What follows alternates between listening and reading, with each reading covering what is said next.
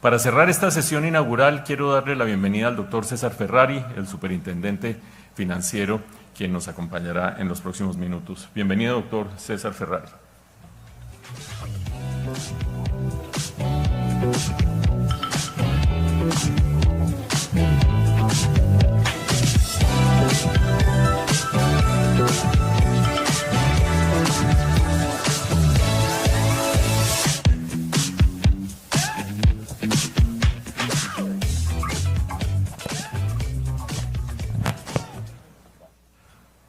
Muy buenas tardes, es un gusto estar con ustedes en esta convención de la Asociación Bancaria de Colombia.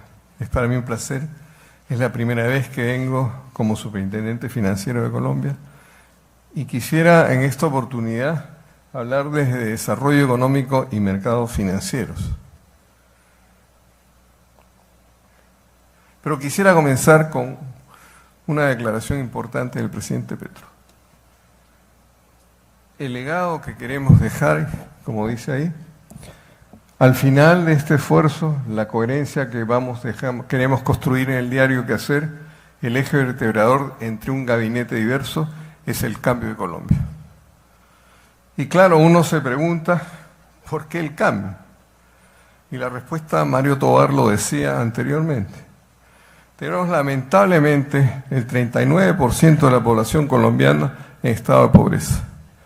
Y el 31% en estado de vulnerabilidad. Es decir, los que salieron de la pobreza, pero en cualquier momento pueden volver a ello. Estamos hablando del 70% de la población colombiana. Estamos hablando de 35 millones de personas de colombianos. Pero además tenemos otro problema adicional. También lo mencionaba Mario. Y resulta que Colombia ocupa el 15º peor puesto en la distribución del ingreso del mundo sobre 174 países, según cifras del Banco Mundial. Pero además viene empeorando esta situación desde hace bastante tiempo si lo miramos en términos del coeficiente Gini. Y las causas podemos tratarlas o trazarlas simplemente mirando el crecimiento que hemos tenido, que lamentablemente, a mi juicio, ha sido un crecimiento mediocre, que ha generado una situación de no hay ocupación para todo el mundo. Cuando miramos las cifras, por ejemplo, del crecimiento de América Latina comparado con los asiáticos, y entonces encontramos que en el año 1960, mientras Colombia tenía un ingreso per cápita de $1.951, y Corea tenía un ejemplo de 1.027 y China de 238, resulta que si lo miramos en el año 21, el crecimiento nos llevó a $6.418, los coreanos a $32.000 y los chinos a $11.000. Es decir, que los coreanos crecieron 31 veces y nosotros solamente crecemos 3.3 veces en todo ese periodo promedio. Pero además, lo que nos dicen claramente estas cifras es que no se produjo un empleo de calidad para todos. Y simplemente es cuestión de mirar las cifras. En términos de desempleo, sumamente altas entre nuestros países, y en términos de autoempleo, peor aún, casi la mitad de la población. Y la situación es bien clara. Resulta que la economía formal produce una ocupación razonable, digna y con buen salario para el 40% de la población. 10% está desempleado y 50% vende chocolates en las esquinas, generándose su propia autoocupación. Y eso es consecuencia de la manera como hemos crecido. Por eso bien decía que necesitamos crecer y necesitamos crecer a tasas altas, no a los que hemos venido acostumbrados desde hace mucho tiempo. Y esto tiene que ver con una cuestión importante. El ahorro e inversión doméstica en nuestros países es sumamente reducida. Y lo podemos ver en cifras nuevamente en términos de porcentaje del PIB. Resulta que si vemos, por ejemplo, el año 22, el consumo representó 91.3% del PIB. Es decir, prácticamente casi todo lo que producíamos no los comíamos. Ha disminuido un poco al primer trimestre del 23, pero eso es consecuencia estacionaria. porque en el primer trimestre usualmente el consumo se reduce después de las compras de fin de año y de las Navidades. Estas son tasas sumamente altas y lo vemos comparados, estas son cifras del Banco Mundial, comparado a otros países y particularmente con los asiáticos. Fíjense, el gasto final en consumo, la serie histórica para Colombia, está alrededor creciente del 80 y tantos por ciento, 88% el año 22. Si miramos a los asiáticos, Corea de 99 se redujo a 64 y los chinos pasaron de 62 a 54%. Es decir, ellos sí ahorran una cantidad suficiente porque consumen una cantidad realmente reducida. Y lo vemos claramente, pues con mucho consumo hay poco ahorro, y cuando hay poco ahorro hay poca inversión doméstica, y si hay poca inversión doméstica hay poca expansión de la capacidad de producción, y por lo tanto hay poco crecimiento, y lo vemos en las cifras. O sea, la formación bruta de capital para Colombia está alrededor del 20%, pero mientras tanto en los asiáticos alrededor del 40 o del 30%. Eso explica por qué ellos crecieron durante décadas a tasas muy altas y nosotros a tasas tan reducidas. Esto tiene que ver también con una falta de competitividad de las empresas. Los costos financieros son elevados, los precios de electricidad son elevados, la tasa de cambio es sumamente volátil, la productividad es reducida. Y claro, ¿en qué se traduce esa falta de competitividad? Pues acabamos teniendo un déficit en la balanza comercial sumamente elevada, equivalente a 5.9% del PIB.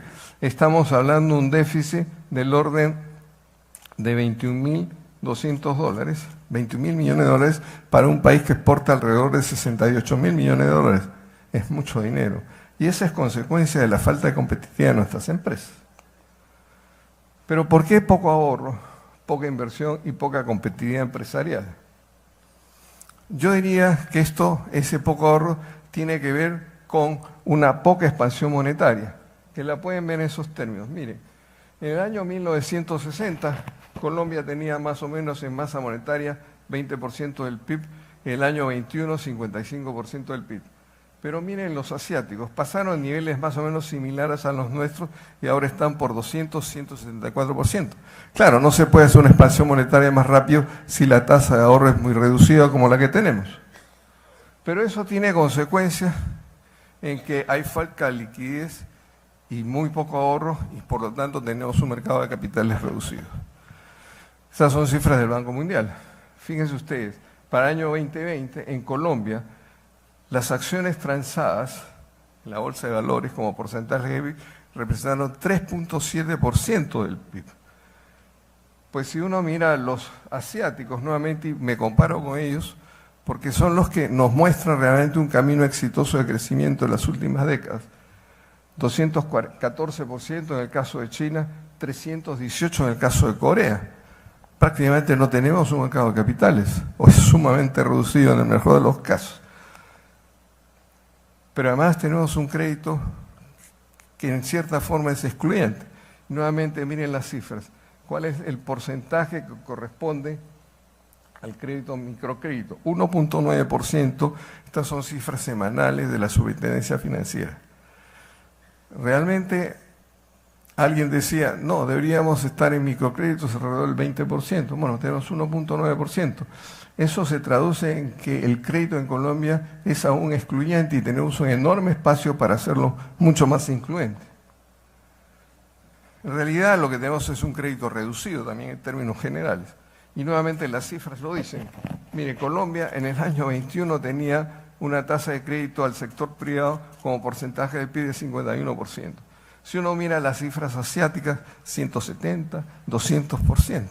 Oiga, tenemos un enorme espacio para aumentar nuestros mercados de crédito, nuestros mercados financieros en general. No podemos seguir teniendo un mercado de capitales que solamente transa 3.7% del PIB y un mercado de capitales un mercado de crédito que anda alrededor del 50 y tantos % del PIB. Y eso se traduce también entre los costos de los créditos son muy altos. Nuevamente comparo, por ejemplo, en términos reales tenemos unas tasas de interés preferenciales del orden de, y esto es para el año 22, Colombia tiene 15.8%. Si uno compara con los asiáticos, por ejemplo, tenemos tasas que triplican o cuadriplican. Por eso somos poco competitivos, porque nuestros costos financieros son muy altos. Y eso significa que los costos de las empresas son muy altos. Y claro, si los costos son muy altos, pues entonces no logran vender. Y si no logran vender, no van a producir. Y si no producen, no contratan gente. Y eso explica, entre otras cosas, por qué tenemos tanta desocupación como la que mencionaba. Pero lo curioso es que, a pesar de todas estas expansiones monetarias, crediticias, de capitales que tienen los asiáticos, tienen tasas de inflación mucho menores que la de nosotros. Y hay razones claras que se pueden implicar de la teoría por qué, a pesar de esas expansiones, ellos acaban teniendo inflaciones más baratas, y no voy a abundar sobre eso ahora. Y entonces, quiero referirme ahora en particular a la superintendencia financiera. Han pasado 100 años desde que nos crearon. Lo celebramos junto con el Banco de la República, con la Contraloría. Celebramos que la superintendencia haya logrado una gran experiencia y ha logrado mucho conocimiento del sistema financiero. Ha evolucionado y se ha vuelto mucho más institucional. Ha logrado una gran capacidad para garantizar estabilidad en los mercados. Pero esa es un poco la historia. Lo que interesa es lo que viene adelante, lo que falta por hacer. En los próximos 100 años, diría, lo que tenemos que hacer es lograr más desarrollo de los sistemas financieros, de los mercados financieros. Colombia no puede seguir teniendo unos mercados financieros poco profundos, costosos y excluyentes. En los 100 años es apropiado señalar el inicio de una nueva etapa, y esa nueva etapa tiene que ver con promover el desarrollo de los mercados, pero al mismo tiempo garantizando su estabilidad, lo cual hace que el reto sea mucho más difícil, pero no imposible.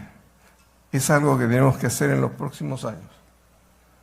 La verdad es que si no logramos un desarrollo del sistema financiero que sea razonable, que permita crecer, es muy difícil que podamos hacer un desarrollo económico como lo han hecho los asiáticos. Eso es nuestra tarea en los próximos años. Y esas tareas tienen que ver con varias cosas. En primer lugar, necesitamos tasas de ahorro mucho más altas, lo cual implica reducir las tasas de consumo, porque simplemente el ahorro es la diferencia entre el ingreso y el consumo. Si tenemos consumos muy altos, tenemos ahorros muy bajos. Entonces tenemos una enorme tarea para aumentar el ahorro en la economía colombiana. Y eso pasa por varias ideas. Hay que multiplicar los canales de acceso a las personas para que de esa manera puedan depositar sus pequeños ahorros en los bancos. Tenemos que vigilar alternativas innovadoras de acceso incluyente. Y necesitamos promover el financiamiento de la inversión y la preinversión. Ciencia y tecnología a todo nivel. Y eso implica que tenemos que financiar menos el consumo. Esa es la tarea que necesitamos por delante. Pero además necesitamos de repente pensar en que nuestras normas regulatorias han sido excesivas. Hay un sabio refrán que dice, ni muy lejos que no alumbre, ni muy cerca que queme. Necesitamos construir el justo medio. Una excesiva sobreregulación acaba trabando el desarrollo financiero.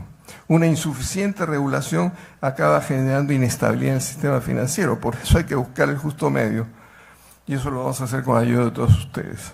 Queremos iniciar unos procesos de consulta para ver hasta dónde nos sobrepasamos en generar unas normas que son excesivas y en unas demandas de información que también resultan excesivas. Un trabajador de la superintendencia me decía, doctor, hemos generado tantas normas y tantos pedidos de información que las juntas directivas de las empresas se pasan la mitad del tiempo tratando de responder nuestros requerimientos y la otra mitad haciendo las discusiones sobre los negocios de la firma. Eso no puede ser. Eso tiene que cambiar y a eso queremos dedicarnos. Queremos hacer unas mejoras normativas regulatorias en los próximos tiempos. Y necesitamos generar competencia en los bancos. O sea, los bancos los vamos a hacer más eficientes si hay suficiente competencia en los mercados, a todo nivel, desde los bancos, las financieras, las corporativas, las corporaciones, entre todas ellas, pero también con un mercado de capitales que también compita con los bancos para generar alternativas de financiamiento. Queremos competencia y queremos competencia a todos los niveles. Y eso significa varias cosas. Para que haya competencia necesitamos poner en vigencia los atributos de la competencia. Libre entrada y salida de los agentes y de los productos en los mercados. Esa es la primera. Precios transparentes. Esa es la segunda. Y la tercera es simetría de información. Para eso hemos aprobado en el Plan Nacional de Desarrollo el Open Data, que significa que todos pueden conocer la información de todos y sobre todos. Y eso es importante, porque si yo conozco quién es el cliente que tiene el otro banco, puedo ofrecerle una mejor tasa y a su vez, para evitar que se me vaya, tengo que reducir la tasa y eso genera mucha competencia en el mercado. Tenemos mucha fe que esta apuesta por la simetría de información nos genere un recorrido mucho más provechoso en términos de desarrollo del sistema financiero. Y por supuesto, tenemos que incluir tecnologías digitales. Es que no podemos quedarnos atrás. Tenemos que seguir adelante, tenemos que ponernos al día, tenemos que introducir todos los medios digitales en los sistemas financieros, en los mercados financieros. Y vamos a hacer varias cosas. De hecho, en la superintendencia hemos desarrollado un sistema que le llamamos Subtech, que es una forma de modernizar la supervisión, porque hay un único canal para el consumidor y a su vez, de esa manera pueden radicar sus quejas y estas canalizarse a los proveedores y al mismo tiempo avisarnos a nosotros los supervisores. Es una manera rápida y fácil de construir mucho más confianza en el sistema financiero. Y vamos a usar inteligencia artificial para identificar violaciones a las reglas. En fin, aquí la idea y el mensaje es clara. Tenemos que seguir adelante en todas las novedades y en todas las modernidades que nos introducen los medios digitales. Y necesitamos hacer más inclusión financiera. Es que los microcréditos no pueden seguir siendo 1.9% del total de los créditos otorgados en Colombia. Tienen que crecer y tienen que crecer de una manera significativa. ¿Por qué? Porque no podemos seguir dejando a la economía popular, a los pobres de Colombia, fuera de los sistemas financieros. Tenemos que ser mucho más agresivos en vincularlos con el sistema financiero. Tenemos que tener menos costos en los productos y en los servicios financieros y promover la realización de pruebas de productos diseñados a la medida de los pequeños productores. Para eso tenemos La Arenera, que es un sitio de ensayos controlados que tenemos la Superintendencia Financiera de Colombia. Y eso es todo. Muchas gracias.